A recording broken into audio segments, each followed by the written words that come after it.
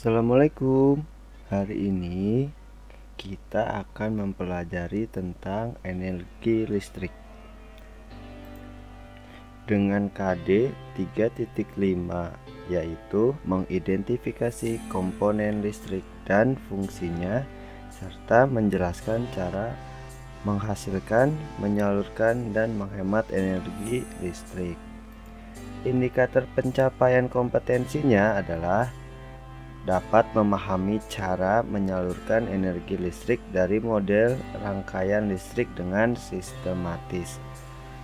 Sebelum kita masuk ke pembelajaran, alangkah baiknya kita berdoa terlebih dahulu. Berdoa mulai. Doa sebelum belajar. Bismillahirrahmanirrahim.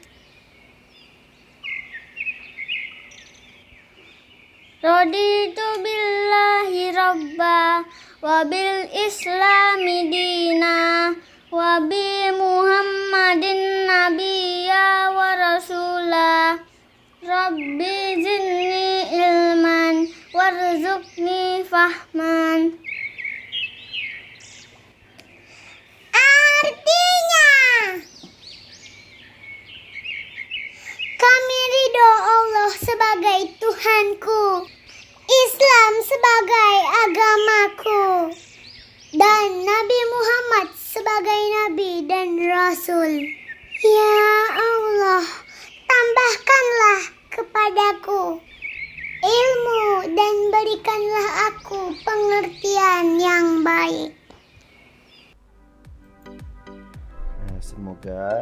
Semoga setelah kita membaca doa, kita akan mendapatkan ilmu yang bermanfaat. Amin. Nah, anak-anak, apa sih energi listrik itu? Energi listrik adalah energi utama yang dibutuhkan untuk peralatan listrik seperti TV, kulkas, lampu, dan lain sebagainya. Berasal dari mana sih sebenarnya energi listrik itu? Energi listrik itu berasal dari pembangkit listrik. Nah, pembangkit listrik itu ada beberapa macam. Contohnya ada pembangkit listrik tenaga uap, ada pembangkit listrik tenaga air, ada pembangkit listrik tenaga diesel, ada pembangkit listrik tenaga bayu atau biasa disebut pembangkit listrik tenaga angin, dan ada pembangkit listrik tenaga surya atau tenaga matahari. Nah, bagaimana sih caranya agar energi listrik dapat tersalurkan sampai rumah kita?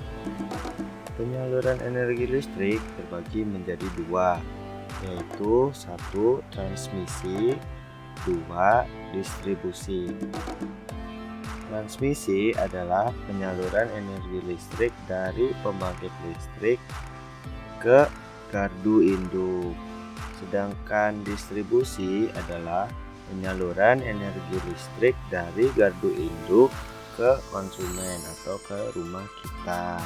Nah, contohnya bisa dilihat pada gambar. Nah, pada gambar tersebut, energi listrik awal itu berada pada pembangkit listrik. Dari pembangkit listrik itu menuju ke gardu induk. Nah, di gardu induk ini energi listrik itu dinaikkan. Kenapa? Supaya ketika disalurkan ke saluran udara tegangan ekstra tinggi atau disebut sutet, itu listriknya tidak berkurang. Nah, ketika berkurang itu akan menjadi pengurangan daya. Nah, dari gardu induk yang menaikkan ini disebut trafo step up. Nah, dari gardu induk ini disalurkan ke sutet. Nah, dari sutet ini diturunkan lagi menuju ke gardu induk atau trafo step down. Nah, pada gardu induk step down ini tegangan sudah menjadi tegangan menengah.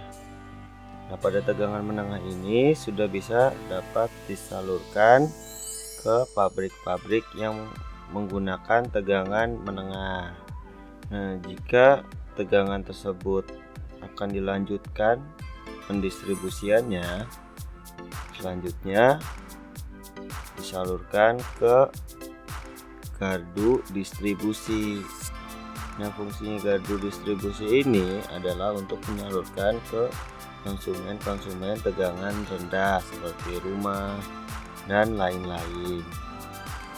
Sekian materi kali ini, semoga kalian dapat memahaminya dengan jelas.